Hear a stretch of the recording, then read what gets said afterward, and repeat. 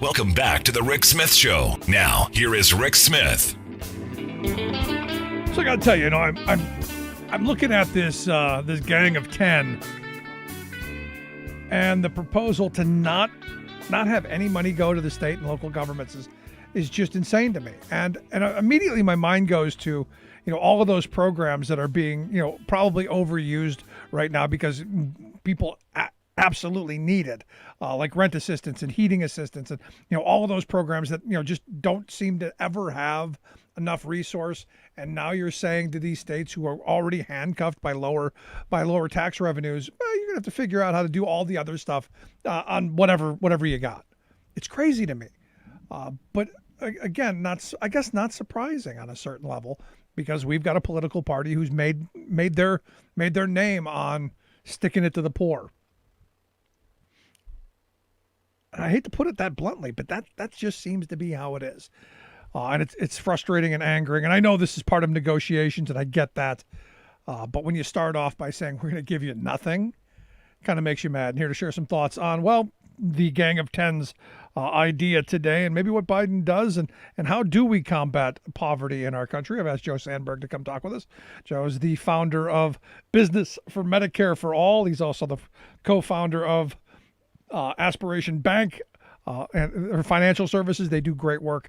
Joe, thanks for taking time for us. Oh, glad to be back with you, Rick. How are you? I'm good, but I'm looking at this. Thank you, Maine.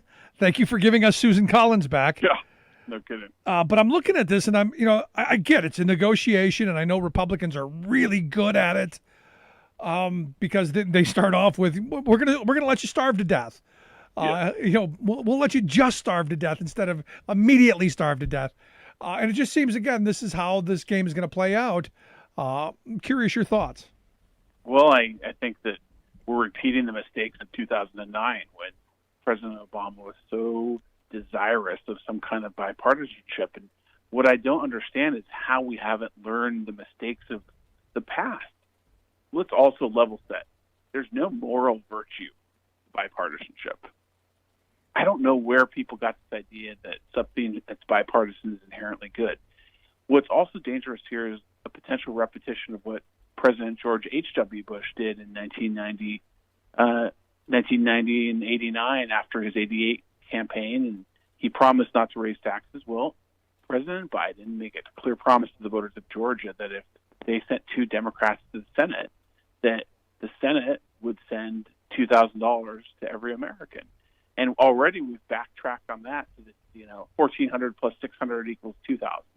If you're explaining like that, you're on losing the defense already. You're losing already. Yeah.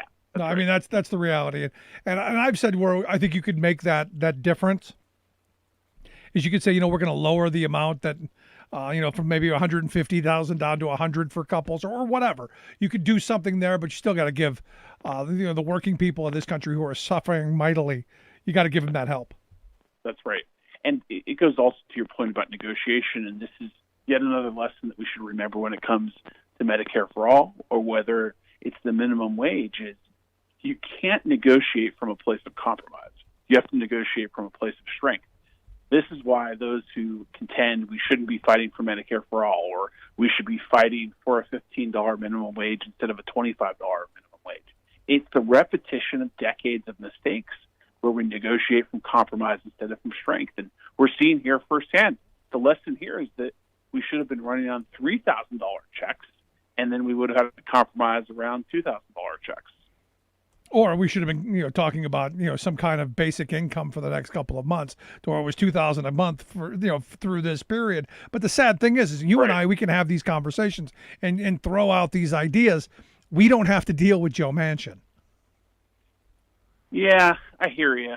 But, Joe Manchin still has to deal with the rest of the United States Senate, including the progressives in the Senate that need to go along with the things that he wants for West Virginia. And then I'm sure you saw, and our viewers and listeners saw what Governor Justice said today in West Virginia, which is, this so-called per se responsible thing isn't necessarily fiscal austerity. It's to get people the money they need. So I think it testifies that Senator Manchin has his own problem. Right. With his governor, Justice is potentially going to run against Manchin. And Manchin's going to be vulnerable to, I think, proper criticism that he didn't do what was necessary for West Virginians. Yeah. I don't know where this left-right divide suddenly became about how much you starve people. Whether you starve people during a pandemic shouldn't be a question of conservatism or progressivism, and the moderate position shouldn't be we're going to sort of starve people. And that's basically what Manchin is doing. Yeah, I mean, especially from one of the poorest states in the country, you would think that, being in, if, and again, I don't know what's in between his ears. I'm not going to jump into his brain. I can only say what I would think I would do. And that is, I know I've got one of the poorest states in the country. I know I need massive infrastructure plans. I know I need to reinvent new industries because coal is not coming back, no matter how much we wish and pray it does. Right. We need something for our people. So I take my leverage and I go, yeah, we want these big things, but I want a bigger share than everyone else coming my way because I've got more leverage than everyone else. Also, Rick, the thing is, once again, we Democrats are overcomplicating politics. I believe in the recent elections, I think, affirm that most voters have straightforward wants and desires, and that is they want to work for a living wage, and they want things that they have to buy to be affordable. So you look at Florida as an example. We put $15 minimum wage on the ballot in Florida. It passed with 60% of the vote in November, right? Well, Biden lost. Georgia, we basically ran 2 Senate campaigns on we're going to get you $2,000 checks, and we won 2 Senate races in, a light red state. It turns out that what people most care about is, are you going to help them earn more for their work? Are you going to help them have money so they can put 3 meals on the table for their kids? And if you give them a credible path to that, they're going to vote for you. And if you retrade them on those commitments, they're going to vote you out. So I'm very concerned that in the next 30 to 60 days, the die is going to be cast for a Republican wave in 22 if President Biden does not deliver on the promises to get people $2,000 cash. I think the stakes in the next 60 days are as high politically as they are existentially for people who are counting on this money. No, I'm right there with you. As much as I wasn't a Bill Clinton fan, and I'm not a James Carville fan, they were right. It's the economy, stupid. It comes back down to the kitchen table stuff. Are you going to put a chicken in every pot? Are you going to make sure that people can keep a roof over their heads? And that's right. And for me, the fact that you've got the RNC chair, this Ronna McDaniel's coming out and saying, "See, Joe Biden lied to you. Joe Biden lied. He's not getting you $2,000 like he promised you. He's only going to get you $1,400. Now, never mind the fact that our gang of 10 went and said we're only going to get you $1,000, but Joe Biden lied to you." Right. That's right. And then, of course, there's the insanity of what a small number of people that gang of 10 represents. And I mean, we can do a whole show on the undemocratic nature of the United States Senate and how a small number of American voters are holding the rest of us hostage. That's factually what happens when we delegate the decisions of the Senate to these 10 so-called moderates that happen to represent pretty small population. Yeah, I mean, the fact that I come back to Joe Manchin. And look, not just Manchin, but also Tester in Montana. And you got the 2 from Arizona that are, holding the Democratic Party up. But I think the irony is the Governor Justice will carry some credit for Manchin potentially doing the right thing, because I think that Manchin's probably going to sleep tonight recognizing that Justice is running to his left on these stimulus checks. Yeah, it's kind of funny if you think about it, considering Justice was a Democrat, turned to a Republican, big Trump supporter. It'd be interesting to see if Justice turns back. Yeah. Stranger things have happened. But Rick, I just want to say, next up, we got to get ourselves ready for this minimum wage fight. And I see a lot of precursors here to that. I worry greatly that they're going to go weak in the knees on the demand for a $15 minimum wage. And, you and I have talked about $15 is the bare minimum. If the minimum wage had risen at the rate of productivity since 1960, it would be $23 today. So already by going for just 15, we're settling. But I'm desperately concerned that they're going to go something less than 15. And, the spirit of bipartisanship baloney is going to leave us with maybe an 11 or a 12. 15 isn't good enough as it is. Yeah, do I got to be honest with you. I'm a little more hopeful than I think most Democrats are, On the and minimum wage. on every issue, because Really? I'm looking at Joe Biden, and while I've got my problems with the 1400, I get the justification. Hey, when I said 2000 back then. You got 600. We're going to get 1400 more. I kind of get that. I don't like it because you are explaining, but the fact that he came out with a 1.9 trillion dollar plan tells me that he's at least thinking bigger. Obama didn't do that, and framing Right. Biden as a third Obama term, I don't think is accurate. I'm Well, I hoping think that that's a fair point, and I think we need to give him a little bit of time to see how it shakes out. exactly. Since you and I last spoke, there's been some great appointments. In particular, the selection of Ron Klain as chief of staff is something that's given me a ton of optimism about the Biden presidency. I've known Ron a long time. This is a serious guy who thinks critically about the policies, especially in economics and pandemic relief, that we need. So I think you're right to strike a note of some optimism.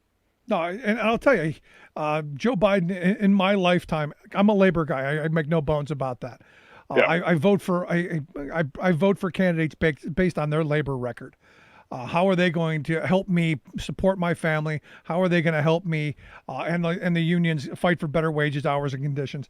And Joe Biden did on day one by 5 o'clock more than any Democratic president in my lifetime has done for labor, and that's fired the chief counsel of the NLRB, sending what I think is an incredible message that the guy who was behind, firing the Patco workers during the Reagan era got himself canned and sent to the curb in the most at-will employment fashion. To me, that is a massive message and gives me great hope that he's not going to take any what, and we are going to have a guy who's going to push us forward. And don't forget $15 minimum wage for federal contractors Right. signed in by executive order. No, I mean, all those things give me hope. Now, while I've got problems with some of the stuff he's going to do and has done, at the end of it, is he going to move us forward? I think so. I'm hopeful. My fear is that we've got a couple of centrist Democrats that hold us back from truly visionary, transformative change, and because I think that's what we agree on. I think we need that as a country, including one of the senators that my home state of California keeps sending to Washington, D.C., Dianne Feinstein, who should have retired a long time ago. I worry that she's going to be a bottleneck for some of the economic relief that people need. Yeah. Can you do something about that? Can you get for her another out? episode. That's a conversation for another episode. Yeah, no kidding. But look, at the end of it, it's going to come down to you and I and our listeners, going and calling these people and demanding. I mean, I think the way forward in this is not losing that voice, not losing that willingness to take to the streets, and then that willingness to to stir things up and to cause, as John Lewis said, cause good trouble. We get the policies we organize for, not just vote for. And if Biden pleasantly surprises us, it's going to be in large part a credit to the people who have kept up the pressure by their continuous organizing. Yeah, I mean, for me, that's what it comes back to. I am, Harvey K, who we've had on the program a number of times over the years, our good friend Harvey isn't as bullish on Biden as I am. But the fact that he's making outward tones towards FDR and the idea that he maybe FDR's whispering in his ear gives me some hope. I agree with you. I'm a big fan of Harvey. Yeah. Now, going back to the minimum wage thing, there are some, and I think this is an education process. There are some who still spew the right-wing talking points, which is, we can't afford it during a pandemic. It's going to cost us jobs. It's going to put small businesses out of business. Oh, it's just a bunch of pimply-faced teenagers. You've heard all of the anti-arguments. What's the best argument for, do you think? Well, I think the best argument is that when workers have more money in their pockets, businesses have more customers who can buy their products, and therefore they need to hire more workers, and that increases wages. It's a virtuous cycle. When workers have more money, everyone does better. And whether it's from the standpoint of the minimum wage worker or the entrepreneur or the local shop, we need to make policy that advances the common good. And the evidence is clear that when you have a consumer economy and consumers have more money, everyone in that economy does better. And diagnosis of why we've had subpar economic growth for the last 30 years isn't complicated. We have a consumer economy in which the people who need to buy things have no money, and the people who have all of the money have run out of things that they actually need to buy. Yep. And so the best solution is to put more money in the pockets of people who need to buy things, and that's what a minimum wage that is a living wage actually does. I think icing on that cake is looking to our own history. Conservatives love to look back to history, and I'm sure you've noticed, Rick, conservatives love to look at the literal language that people use. Well, let's look at the literal language that FDR used when he signed the minimum wage into law in 1938. He literally said that businesses that rely on paying subsistent wages don't have a right to exist in the United States. And the minimum wage was absolutely intended to be a living wage, not like one of these gateway starter wages like some people on the right like to claim it is. So whether it's from the point of view of history or the point of view of pragmatism, the right policy is the living wage, a minimum wage is the living wage. Yeah, you know what I get frustrated with is I hear people come out with this revisionist kind of history. When I was a kid, Joe, I had a minimum wage job, and it taught me the hard work and grit, and it taught me all these wonderful values of showing up on time and all of this stuff. And at the end of the week, I got a paycheck, and that made me want to go on. And now I'm a captain of industry, and we need that. And I go, that's all fine, well and good, but when you were a pimply-faced teenager, you were working for weekend money to go to the movies or take Sally to the dance. There are people who are trying to support their families and live on these jobs because the private sector hasn't created enough jobs for people. So to say that to revise what it was in your world is a completely different reality for the woman I spoke to last week who's 58 years old trying to support a family on $10 an hour. Yeah, and to conservative folks who might be listening, think about the minimum wage from this point of view. When you let companies pay a crap minimum wage, what you're setting up is a dynamic where all of us as taxpayers then have to fill in the gaps for the services, food, rental relief that minimum wage worker needs to support her or his family. So a subsistent minimum wage is ultimately corporate welfare that takes our taxpayer money and subsidizes big businesses that could afford to pay a higher minimum wage. Well, since you make that argument, the other side of that I get from people is, well, we don't need to raise the minimum wage, Joe, because we do have all of these supports that actually they're getting the $15 an hour. They're just getting it in other ways, and we need this low wage for small businesses. How do you answer that question? My answer is nearly 8 out of 10 people live paycheck to paycheck in the United States. And this American dream that there's a middle class, that most people are in it, and that when you're in it, you live with financial security is an illusion. And so that counter-argument that we don't need a higher minimum wage because people are doing just fine doesn't stand up to the facts. No, I'm right there with you. Last question I've got for you. Obviously, this is going to be a long, drawn-out fight. I hope that I hope Joe Biden and the Democrats move. I'm hoping there's bipartisan support for a good, chunky stimulus to help us through this pandemic. A good, chunky rescue plan. What can we do? Do you think to get moving and get this move forward? Well, it's as simple as you got to call your member of Congress and your senator and keep up the pressure.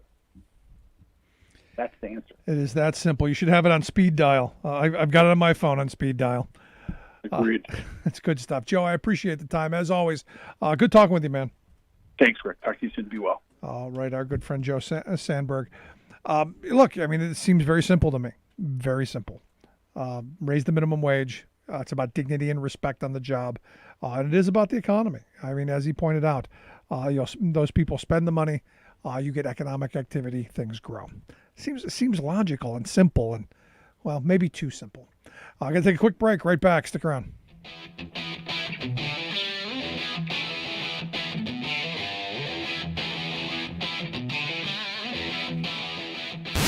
Saving work in America, one show at a time. The Rick Smith Show.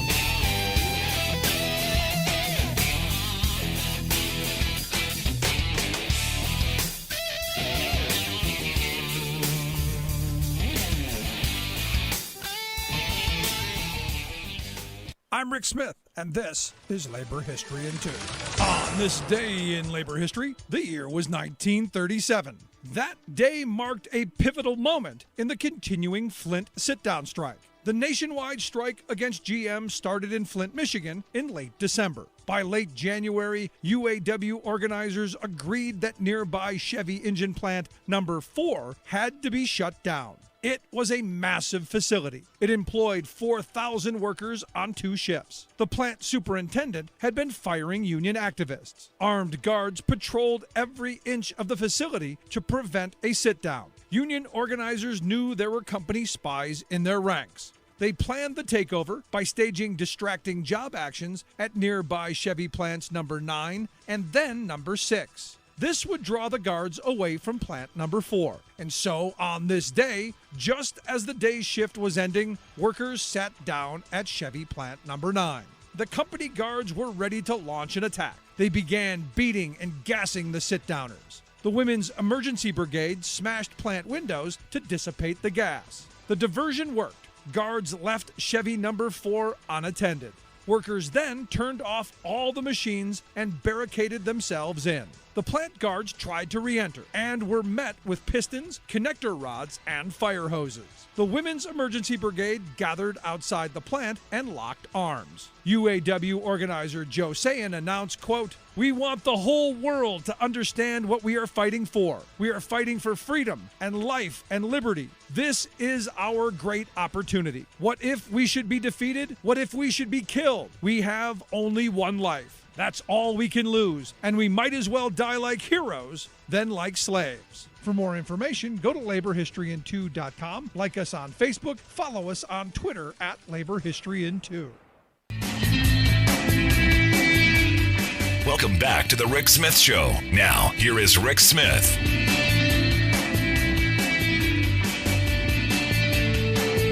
So on Saturday night, if you missed it, we had our weekly Saturday night trivia night talking about infrastructure. We had our good friend John Fetterman, Lieutenant Governor here in Pennsylvania, come on and share a little thoughts about potentially a run for Senate, also being thrown out of the Senate as Lieutenant Governor as the Republicans were trying to overthrow our government.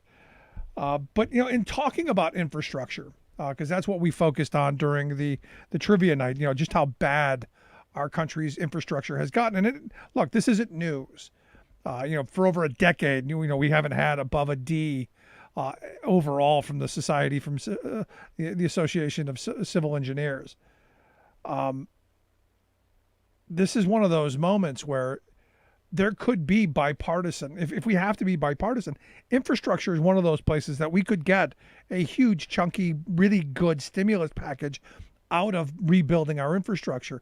Everything from our ports and our airports to broadband access in rural communities, to highways and bridges, to rail, to you name it, our water and sewer. Tons of stuff need to be rebuilt. We have a country where we could literally spend, and I think their number was, I think we're like $6 trillion behind. And that's just to get up to a C. That's not being the leader in the world. And, during the Bush years, I used to mock him because during the Bush years, we were 10th in broadband and internet access across the globe. We were 10th. And he said, that's 10 spots too low. I think it's funny. But, we were 10th. We're now like 23rd. So we keep falling backward and backward and backward, to the point to where, and as the latest study to come out from the American Society for Civil Engineers points out, that if we continue to do nothing, at some point we hit a gridlock state. We hit a state where our GDP starts falling, where the total economic output for the country stagnates and goes down, where it then costs us, a ton of money to just be able to get around. And look, you see it, now, when you go to major cities during rush hour, the infrastructure is just bombed. And you go, this is why you need to have public transit fully funded and accessible. This is the reason why we need to have new ways of commuting and all kinds of stuff. Broadband access so people can telecommute. If you live in a rural community, I'll tell you, if I'm in my living room in my house, I can't take a cell phone call. I got to go to my office where I have a $250 cell phone booster that I can get any signal. And you go, well, just use the Wi-Fi phone. And I should, but I shouldn't have to pay for a cell phone that doesn't work. And then I use my Wi-Fi to do it anyway. We're supposedly a first world country where this stuff should work. And we're told, well, 5G's coming. And for me, the idea that we haven't been rebuilding our infrastructure, that we went 4 years under Donald Trump, who ran on, he was going to be the infrastructure president. He was going to spend, trillions of dollars, and got nothing. We got some photo ops. My favorite photo op of him was behind the truck, looking like a little kid, driving the semi. I think that was hysterical. Now, what I would really have loved to have seen, what I've really loved to have seen is Trump taking that rig down the road, especially down I-78, where I used to have to run, and then holding on like he was, just to stay in the seat so he doesn't get bounced right out into the passenger side. Because we've done nothing to improve our road system. There are bridges you can't go over anymore because structurally deficient. There's an opportunity here. There's an opportunity to jumpstart our economy, to get people back to work and get them the skills that they need to be able to participate in these good, high-wage union construction jobs. And yes, they need to be high-wage union construction jobs so that, yes, we get world-class infrastructure, but two, we have people who have money in their pockets. Remember, again, this isn't hard to figure out. When people have disposable income, they spend it. I just had someone message me, said, where I'm at, every dime that I get from the stimulus or the rescue package, I'm going to have to spend. I've got to put food on the table for my kids. I got to keep the lights on. Every dime I get will get spent. I'm not putting money away for a rainy day. I'm not paying down the road. I need it now. And every day that the Republicans hold this up and every day that the Democrats don't act aggressively is another day where these folks who need it end up struggling. Which is why I think we need quick, decisive action, and we need to get moving, and we need to do it now. Outside of this, I think we need a massive, massive infrastructure bill, because that would help those folks as well. The more people who have jobs, the better off, and we need it now. Now is a perfect time, just like it was in 2009 when we didn't really do it then. Put some money into it, but there weren't a lot of shovel-ready projects yet. I'd love to hear your thoughts. You can email me, rick@thericksmithshow.com. Should we be pushing for the full $2,000 like I think? Should we be pushing for $2,000 a month to get us through the summer so that maybe we kind of calm down and stay away from each other and do what needs to be done? I'd love to hear your thoughts. You can email me, rick@thericksmithshow.com. Quick break. Right back.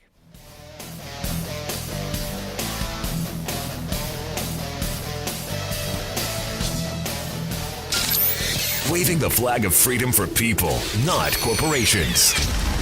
Rick Smith.